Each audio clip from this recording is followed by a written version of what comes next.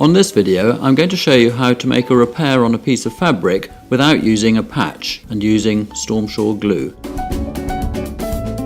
All you need is a tube of Stormsure adhesive and some sticky tape.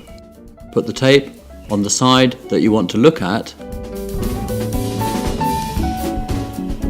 turn it over, and then apply the glue onto the fabric and covering over the hole and the sticky tape that you can see.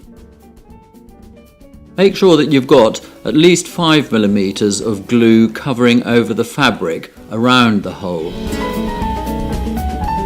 With a spatula you can tidy it up. Make sure it's as uniform as possible so that it pulls evenly all round the damaged area.